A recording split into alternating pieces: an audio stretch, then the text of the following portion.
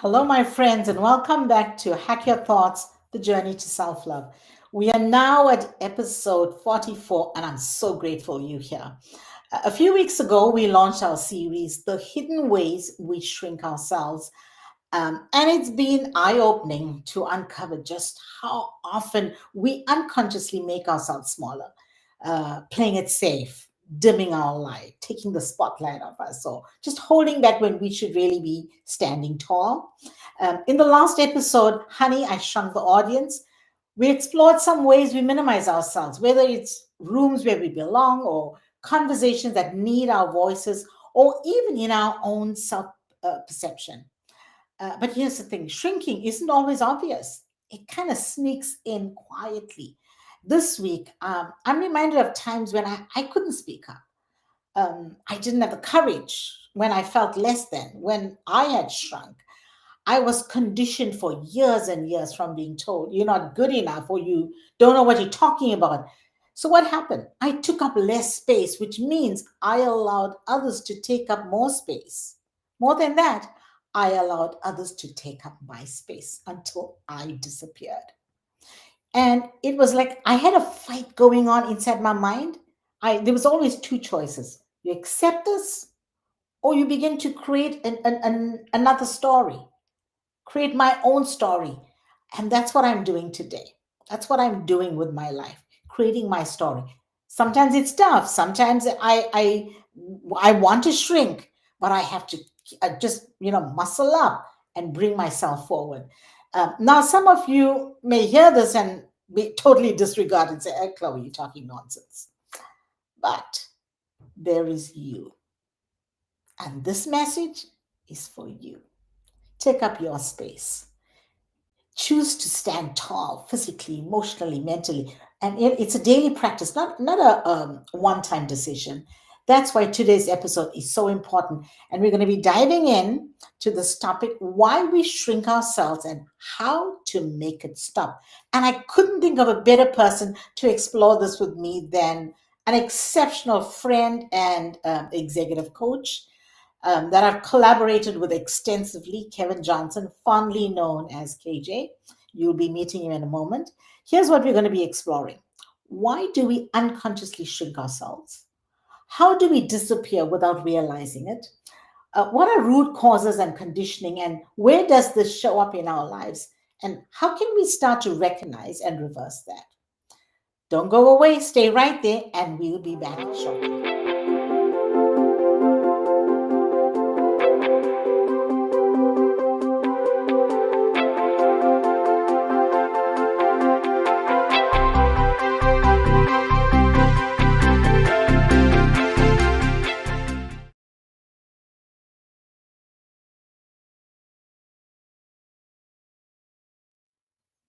Welcome back. It's episode 44, and we're talking about why we shrink ourselves and how to make it stop. I'm excited to have my dear friend, dear trusted friend, and coaching colleague with me today. KJ is one wise soul whose words kind of drop on your lap, in your ear, through your gut, inside your heart, and on your tongue like butter that kind of causes a shift that kind of rocks your world and assumptions with gentle waves. And that's how I experience him every time we together. So, KJ, welcome. Thank you, Chloe. I appreciate being introduced. Like he's like butter. Of course, you are like butter. Think about butter, I'm going to be honest, recently, or I'm going to say in the past maybe 2 years, the butter that I've been having is called Benacol, and it helps to lower cholesterol. It really works wonders. Um, Delicious. And I've grown so accustomed to it, so that's butter for me. So you know what, you like Benacol for me. How's that? I'll take it. I'll take it. It's a cholesterol lowering Yes. butter, plant based. Okay, so thank you for coming on the show. Thank you for just your time and for being here. I can't wait to hear your wisdom and what you have to share with us. Thanks for having me, Chloe. So you've worked with so many people, but before we go in there, why don't you just share a little bit about yourself with everybody, just so Oh, that well, we know who you are. yeah, I've, as Chloe said, we've been collaborating for quite a while now. Probably what, the last 10 years, Oh, almost. Is it almost 10 years? Somewhere in that range. probably, yeah. And my work is in developing the whole human who just happens to be a leader. And in that kind of work, I focus a lot on the inner condition. Otto Scharmer talks about this. I don't know if he coined the phrase, but he talked about you can't change the condition of the outer circumstances without changing the inner condition of the soul. And my work really lands there, that I help folks identify their inner condition, name it, and start making shifts in terms of their own self leadership, but also how they lead others, how they influence their community or their organization. So it begins to ripple out from them as they change themselves, as opposed to trying to change through policy or through some external effort, which is exhausting, which leads to burnout, which leads to people, quitting and being frustrated. But it doesn't have to be that way, and Hmm. so that's the joy of my work. Hmm. That's wonderful. I love that concept of inner condition. We should have a conversation about that I'm offline sure we will. because I'm bursting to go there. But anyway, let's stick to the script. Okay, so I know that you worked with so many leaders and people globally. What are some of the most common ways people shrink themselves without even realizing it? Well, I mean, where do we start? I mean, it's been about 26 years of me working in the coaching space, and this is really the reason why most people come to me in the first place. And it's I can't seem to have my voice heard, or I can't seem to get my point across, or I can't seem to make change effectively. And it happens in such subtle, nefarious ways. It's like, eh, you know, we're wired to respond to threatening situations. And new situations tend to always feel like a threat, even if they aren't necessarily threatening. So what do? The four things, right? We fight, we fly, we freeze, and we fawn. And I think fawning is effectively shrinking. It's making ourselves as small as possible, making ourselves appear to be acquiescent, appear to agree, appear to be agreeable, appear to be likable at the expense of the voice that we have, at the expense of the contribution we might make, at the expense of the changes we might implement if we actually showed up in our full size. So it's like, we fold ourselves in these little origami, cranes, and expect people to be impressed by our folding, but we aren't actually doing anything with the substance that we are.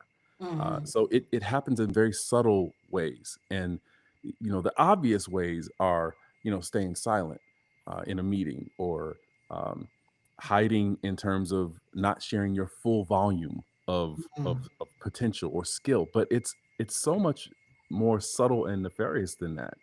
It's Mhm. often ways in which we accept a job somewhere where we know our voice may not actually be heard. Mhm. That Yeah. we take a promotion, we know the context that we're being promoted into, and we take that knowing that our voice isn't really wanted there. Mhm. And so Yeah. there are things that we contribute to Mhm. being small and shrinking that come before even the shrinking act. We shrink Mhm. when we make decisions about Mhm. context that we put ourselves in. And I Mhm. feel like those are the little moments that we miss, that we then regret, and we end up shrinking because we don't have any other choice. You know, and I kind of alluded to this earlier a moment ago. We are always at a place of a decision, a choice that we have to make. Yep. We can choose to have our voice heard or not have it heard. or say something. Um, Earlier, you also spoke about agreeable and likable. When you said that, I'm like, yeah, agreeable. When we agreeable, we're stepping outside of our authenticity, of Yeah, who we truly are.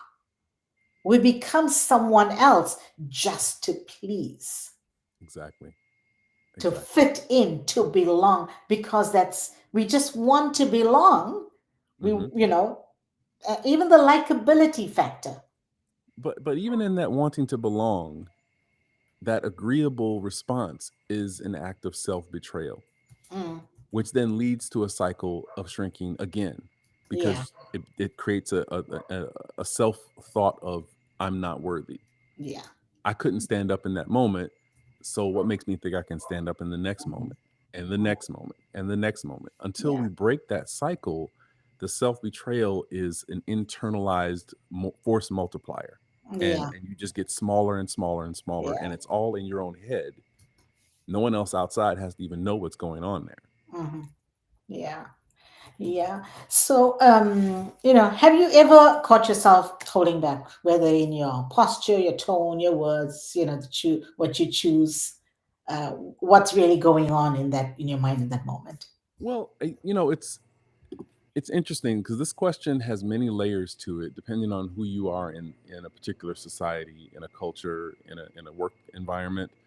Uh, as a black man, there's been many moments when I've shrunk out of a sense of real survival, a sense of real fear and concern about how I can be myself fully. Um, and then there have been environments where it maybe wasn't as life threatening, where I still found myself shrinking for concerns about livelihood, concerns about, will I be able to have my reputation after I say what I have to say, even if I'm really honest, even if what I see is legit. Sometimes it's risky to say what I really see in certain environments. So that's a tough question to answer broadly, because Mm, it's going to depend on the context in which you are moving and the level of privilege you have within that context.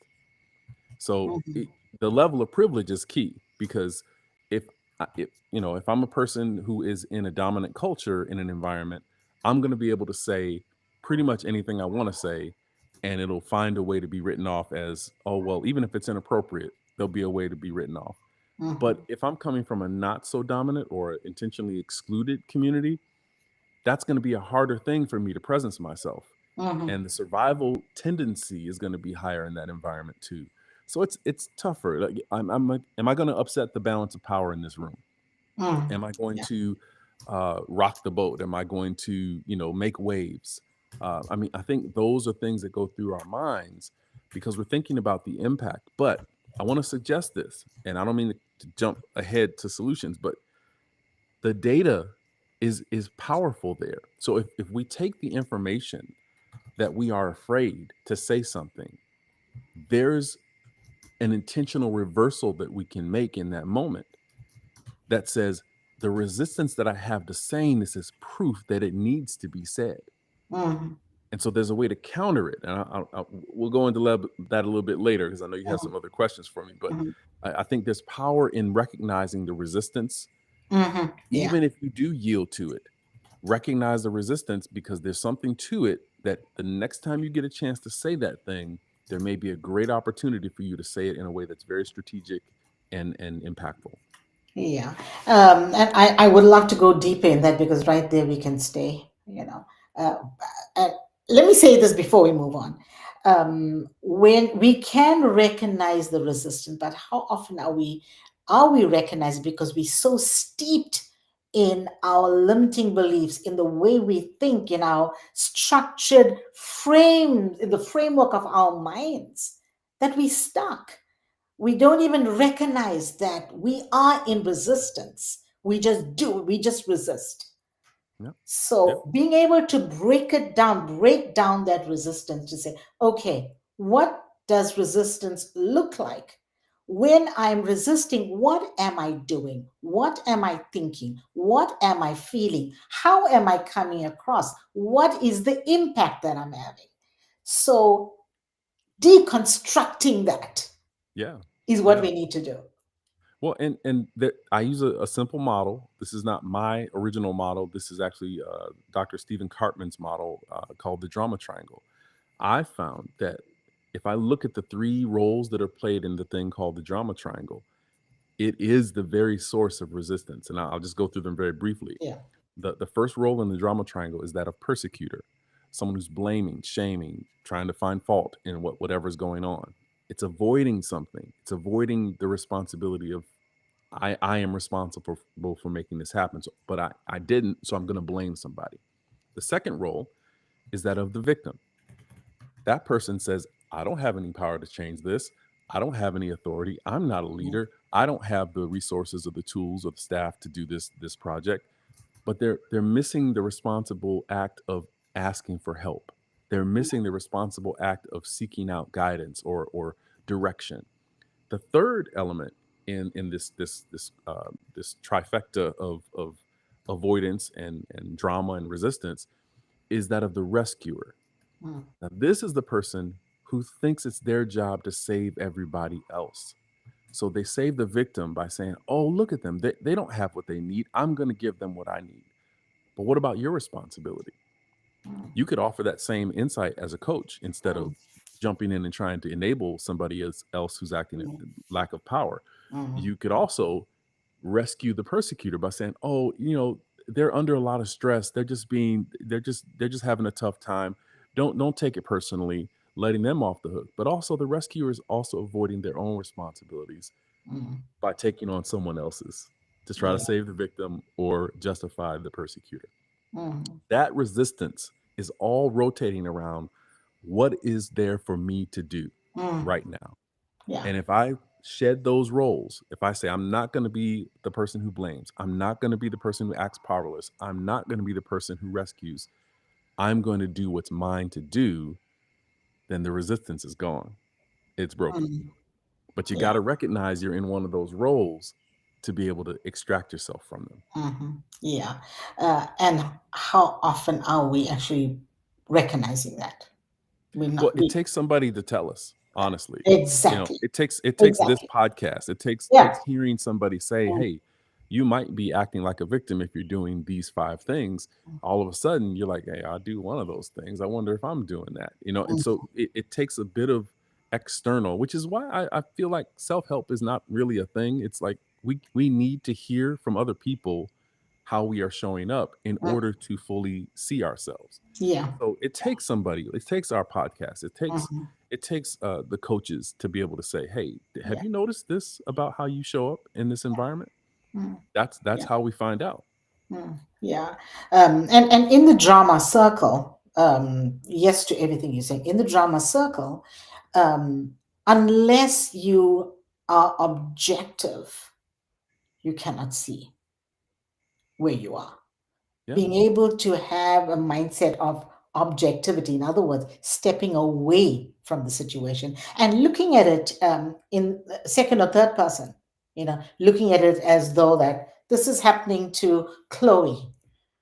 How is Chloe responding? If I have a conversation like that, but then I'm skilled, you are skilled to do that. And hmm you're right, being able to learn and to pass the message along, you know, that's our yeah, legacy on this earth. yeah, yeah. I KJ. have a dear colleague who teaches the idea of being on your own balcony. Yeah. Watch your leadership in action. Pay attention to how you are doing something Yeah. in the moment. It Hmm. takes some, it's metacognition. It's you Yeah. being like behind you watching. It's like what's the um, I can't remember the name of the Marvel comic, but there's this character who's kind of inside another being, and he steps out and he kind of looks behind him and says, "What are you doing? Why are you doing that?" And Yeah. I think there's that part of us that wants to be able to see ourselves clearly, and it's a practice. It's a Yeah. practice to notice yourself, to Mm, catch yourself in the moment of yeah. doing something that you may not notice that you're doing on habit, but like if I were to tell you that you say a lot, which I don't think you do, if I tell you I think I hear you say a lot, it's pretty amazing how quickly you will start to notice, oh wow, I just said. It just takes one person to point out something to you, and all of a sudden our subconscious starts looking for it Mm. because it's a threat. Yeah, exactly. And as soon as we identify a threat, we start looking for it. Yeah. So noticing those little moments, like, am I acting like a victim? I don't think I'm acting like a victim. And then you start looking. Your subconscious goes to work. The next Yes. time Yeah. you act like a victim, your subconscious goes, "Hey, don't look now, but that was a victimy moment right there." And sometimes we don't want to admit it. We know it, but we don't want to admit it. This is another topic, and I don't want to go there, but I'm going to drop it and move on. Let's go. Let's I go. Keep going. wonder what would happen when we have our double twin in agentic AI. Will our agentic AI, will our double twin tell us about ourselves? Will that make us better? Or Well, will see, that tie our hands? And I wonder. I've been experimenting with this, Chloe. So, Okay, and I I haven't told gone as you. far as to create an avatar of myself. I've been thinking about it. I Right. seriously have been. Uh-huh. But I've been messing around within Chat GPTs, and I've trained it to understand my voice and my language, and I've actually asked it to analyze my videos and tell me what could I do to improve myself. And it's pointed out several really, really poignant things about how my posture, my poise, how I pause, the pace of my voice, my cadence. And it's very insightful. Things that no one has told me about myself. Chat GPT has identified in a series of videos. Just Well, so Chat it's GPT is not threatened, or it does. right. It's It's not like it's not going to guard me from courageous myself. to say it. Right. Exactly. It's not my subconscious. It's just data, Yeah, yeah, which will not lie. It'll just come yeah, back exactly as it's supposed to say it yeah, and tell me this is what I see. yeah, So I think it's a powerful tool when it's used with intention. yeah, yeah. So that it just makes you wonder how more aware we could be, Hmm. and how we could work on who we are and the way we show up when we're engaging with our double agent. Well, I'll, just to add, because I know we're trying to move on, but you bring up a good point, and I think it's the reason why ayahuasca has become so popular, and other medicinal tools like that suspend our subconscious protector, because ayahuasca lowers the ego, so that you just see the data, and so it really much mimics the same experience that I have with AI, just giving me raw data. And I'm not afraid of it because the ayahuasca actually lowers that protective edge that would keep Mm, me from wanting to see something that I don't want to see. mm, And I yeah, see it objectively in that moment during the ceremony, mm, and I can't unsee it now. yeah, So when the ceremony goes away, I still don't have the fear, but I know what I saw, and I'm like, oh wow, that's something I need to address. mm, And wow, now there's no resistance to it, mm, which I think is what the addiction is to yeah, ayahuasca, because yeah, it has that effect of lowering that. But then there's some responsibility involved in actually addressing what you've seen when you're going through those kinds of ceremony experiences. hmm, yeah. Okay, well, let's move on because now we kind of, yeah, right. Let's move on. Yeah, So let's go. why do we hesitate in our uh, um to own our space, even when we know we belong? Fear, conditioning. Why we so boldly and proudly own our small little space? Well, I think it's a yes and to all the things. It is conditioning. It is fear. It's fear of rejection. It's fear of actually being responsible for what you say. If someone says yes, that's a great idea, now you have to actually follow through on it. So there's some I think deep rooted conditioning that kind of says, be grateful for what you got. Mm, Don't think too highly of yourself than you ought to.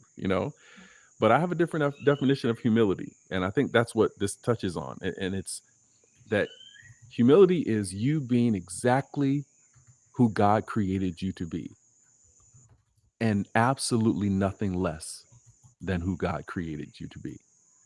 Nothing more, nothing less. That's humility to me. So if I'm in my lane, that means I am fully executing the gifts that I have been given. I am out of my lane when I try to be something that I'm not. Mhm. When I try to say I'm more than who I actually am, more than my gifts. And I think that is the humility. It's like the sweet spot, the lane, the the slipstream, the flow that allows me to fully exploit everything that I am, not put anybody else down, but Mm, also not put myself beneath my potential. mm, And to me, that's the thing that we get conditioned away from mm, because we've misinterpreted humility as thinking too highly of yourself, which is subjective. mm. Who Yeah, can think too highly of themselves? yeah. That's someone else's projecting upon you that Yes. you are thinking too highly of yourself. Mhm. Yeah. And that's that persecutor thing Mm. in play. Yeah. I'm going to persecute you because I'm not living into my potential. So I'm going to make you feel like you're outside of your own. Mhm. That's that dynamic at play. A few of the last series, for this series, it's about shrinking, but the last series came from a vision that I had on boundlessness. Mm, And I had a vision of myself in my soul. My soul was huge, it was boundless. And I'm inside, and I couldn't understand what is this that usually it's like I'm all of this here, but that's all I can see. There's so much more to me. So, and it's being able to unlock all the hidden treasure that's already inside of us. The hidden treasure is exactly who God created us to be. yep, Nothing more and nothing less. That absolutely. big circle, that the whole, world where my soul was, that was the shape of my soul, was who God created me to be. Yeah. And I feel like, okay, is that much? Because as my mind in a place where I'm stuck, I'm conditioned, and just when I think I've broken through, hey, there's something else waiting to break for me to break through. It's like an ever evolving journey, Yeah. Yeah. like finding myself, finding myself, finding myself. That's nothing more, nothing less, finding myself. And it speaks to I think it's E. E. Cummings that said uh, to be yourself in a world where everyone is trying madly to get you to be someone else is a battle that you should fight and never stop fighting. And a lot of our conditioning is purely societal. Like it's not. I mean, yeah, we could look at our parents. That's our first source of information about who we are and our identity. But they are informed, and then their parents are informed. Who informs all of them? The society that we're in is the former of those opinions and those perspectives. Totally And agree. we are in a space where homogenization is the demand. We talk about being domesticated. Domestication is basically homogenization of us into a package that is socially acceptable. Mhm. Yeah. And it's a tough thing to undo the homogenization of our planet. Yeah. It Yeah. starts with that fire in us Mm, to vehemently, almost vigorously push back against the resistance to be who we are. mm. A quick story. I remember when, in a work situation, few companies ago, I was told that I needed to speak up. And I'm like, but that's rude. In my culture, in South Africa, we don't just like interrupt people and just take over. We don't do that. So that's rude. Why would I do? And the person told me, the person I was reporting to said, no, well, to make it work here, you're going to have to do that. And I thought, so become somebody I'm not, Yeah. become who I'm not, versus understanding who I am and meeting me where I'm at. Hmm. So Hmm. we keep evolving because others have conditioned us to be who we are. Yeah. whether we like that or not, whether that's at work, whether that's in romantic, a lot is in romantic relationships Mm-hmm. because that's where we kind of we look to someone else for our identity, and we start to be dependent or interdependent. So we start Yeah. losing ourselves a lot. Yeah. Um, okay, so just one or two questions here, so we can close out. Uh, like, why do we shrink? Some root causes or the conditions, since we're talking about that. Um, I know you talked about society, upbringing, all of that. How do cultural expectations, whether in the workplace, whether in, like we talked about, romantic relations, family dynamics, reinforce this shrinking behavior? Well, culture is the environment that we seek to thrive in, and we find ourselves in many cultures, layers. Work, neighborhood, city, nation, and the rest of the world. But culture is a construct that we contribute to, and if we lose sight of the fact that we are a part of every system that we're in, and that we have influence on every system that we're in, no matter how granular or no matter how macro, we have power. And the Mhm. more of us that realize we have power to influence the systems that we're in, the less we're inclined to shrink. Because Mm, as soon as we start to see, like Marianne Williamson said, it's not it's our power that we're afraid of. And so the more we embrace the power that we are, the cultures that we're in will change to fully embrace the power that the culture can be. mm. Before you go on, you said it's our power that we are afraid of. Say more about that. Well, the quote speaks to us thinking that we're shrinking makes it possible for anything to happen, and shrinking doesn't help anyone. It's when we step into that power, it's when we step into our capacity, our Mm, gifts, our mm, talents, our contributions, that enables us to fully contribute. mm. And unless we are fully contributing, the entire culture suffers. And so Yeah, what I look at yeah. the world today, and it's like the entire culture is suffering for a lack of full expression of the human spirit. Mm, But we're afraid of that full yeah. expression because it's not controllable. Hence we can create governments and systems and all these things that try to narrow us down into usable, capitalizable, exploitable human resources. Mm, It's not a thing. yeah. That's not what we were designed to be. You're bringing up something else, and this may come across as so basic, but because of everything that I'm hearing you say. So, what is culture? Oh, culture is the agreed upon behaviors in a nutshell. Culture is agreed upon behaviors. And as long as we're agreeing to the behaviors of a particular culture, that will be the culture.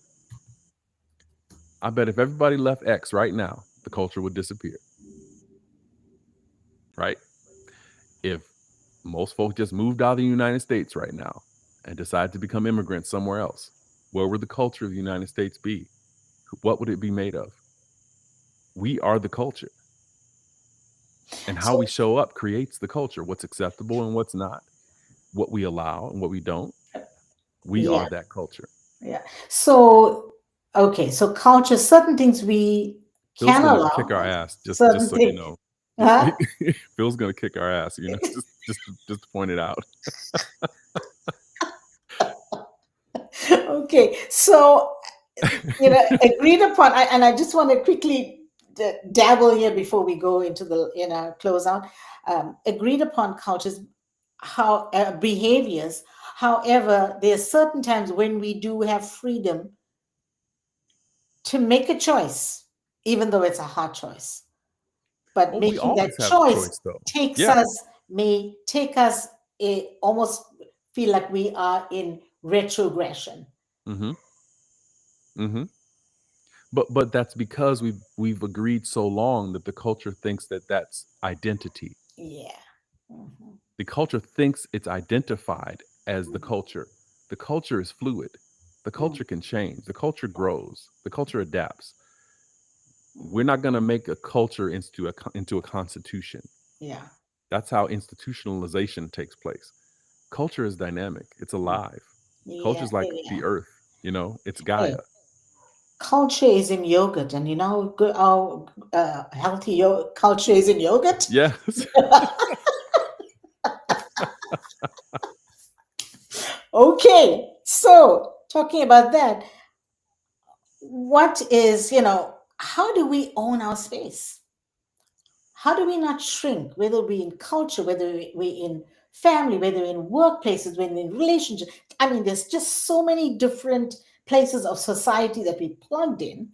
How do we own our space and not shrink? Well, Big question, right? I think the first thing that you need to address in terms of owning your space is, who are you?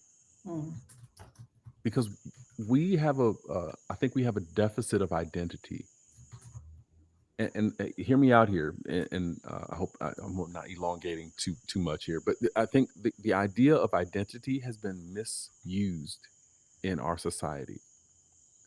We've created external identities based on certain features and qualities and behaviors and sexual orientations and skin tones and all these things that are not truly identity. They're projections of our identity. mhm, Who are we at our core? And if we really understand who we are at our core, there won't be any insecurities to defend with some external identity. I am. I am. And because I am, you're going to hear me. mm. Because what I am is I am seeing things that are happening. And if I'm going to see it, I'm going to say it. I am that. How do you get to a place to say it? You you have to be able to also purge yourself of all of the I am nots. And that takes time, it takes process, it takes intention. It also is a grieving experience, to be quite honest. Because the moment we start disassociating ourselves from the culture that has made us who we are in search of who we really are, we're going to experience grief because we've actually developed some love for that culture, Mm, even though it's killing us, even though it's tearing us down, even though it's telling us who we're not. mm, Culture also has a deleterious effect on us if we are not fully who we are. mm, And the more we identify with who we are, the more separate we become from the culture. And we mm. see it in everything. See it in families. When somebody starts to really differentiate themselves from the family, well, who do you think you are? Yeah. Mm, Right? yeah. That's the identity thing starting to erode. Mm, Well, in a real family, in a real loving context, that identity is fluid. I mm, see you, not the son that I had. I see you at 27, not the son that I had at 6. And if I keep my son at 27 locked into who I thought he was when he was 6 years old, I'm not letting him be who he is. mm. So it Yeah. takes a liberation of yourself to Mhm. willingly divest from those identities so that you can really identify who you are all by yourself. Mm. You know, right now, Jethro is on his first business trip, and so he's away, and I'm expecting to hear from him. It's his first business trip, Wants to. I texted to check in, no response, and I'm like, well, doesn't he care? Doesn't he know that I'm concerned? Doesn't he know this? And I had to hold myself back and say, let him be. Let him, if he makes a choice not to reach out, let him be. Mm, Let him be right there without judgment. I need to love him as so much that I can let him be. yeah, It's killing me inside, but I feel I can only be me if I let him be him. that's exactly it. That's exactly it. And it's not easy. And the It's not grieving easy. goes both ways. It hurts, Yeah, but yeah, given time, it's something that I need to accept little by little. It's tough. And that's comes back to culture of family, Yeah. and what it is of a parent and a child. Even that, Hmm. what society expects, what we expect, or even just what I expect from. I have an expectation, and he's like, "No, mom, I'm not meeting that expectation. I'm Right. doing my own thing. You're Hmm. gonna have to trust me. You're gonna have to trust the man that you brought up." Yep. You know. Trust your So in work. closing, Hmm. yeah. So Hmm. in closing, if you could go back and tell your younger self one thing about taking up space, what would that be? Play bigger. Play bigger. Simple. Play bigger. Mhm. Practice playing bigger. It starts at a young age. The fawning starts at a young age. Practice playing bigger. And if this was something you were saying to somebody whoever's listening out there, and the question to you would be, how do I practice playing bigger? Well, honestly, if I were to tell my young self, my 8-year old self, play bigger, and I spoke back and said, "Well, how am I supposed to do that?" I, I'd say literally, play like you're bigger. Play like you're bigger than you think you are. Pretend you're the Hulk. Show up like that. Be unafraid to tear up some things. You might get in trouble. You will get in trouble on a lot of levels, but play bigger. Yeah. Look for ways to play bigger than you think you are. Yeah, yeah. That's really powerful. And in closing, I just spoke at an event with really top people on this large stage, and I am just this 5 foot. You know how short I am, right? 5 foot, and I had to go up there and I had to say to them that one of the reasons why I'm confident, because that's what I was talking about, right? One Hmm. of the reasons why I can do what I'm doing is because I had to, in my private space, see myself as bigger, see Hmm. myself as bigger than the stage. Yeah. Then only I could come on the stage and own it and dominate. I can only dominate the stage if the stage is smaller than me. Hmm. And that's how that was a story that I shared. That I just shared that yesterday. I love it. Anyway, wow, what a powerful conversation, KJ. Thank you for sharing your wisdom, your insights, your experiences. You and I love talking. We can go on and on. You know that. But before I wrap up, let me leave you all with this here. Practice playing bigger. Practice playing bigger. Play like you're bigger than you think you are. So, KJ, thank you. I'm excited that you're going to be on our podcast next week. Pay attention, everyone, to when you start to shrink. Where does it happen the most? Whether it's at work, relationships, or even with yourself. The first step is to reclaim your space, noticing when you give it away, and start to play bigger. Next time, we're talking about the people who make us shrink, bullies, manipulators, and hidden insecurities behind their behaviors. It's going to be a deep one, so make sure you tune in. KJ is going to be with us again, and we have a great lineup of amazing coaches on our panel. So until next time, my friends, take your space. See you next.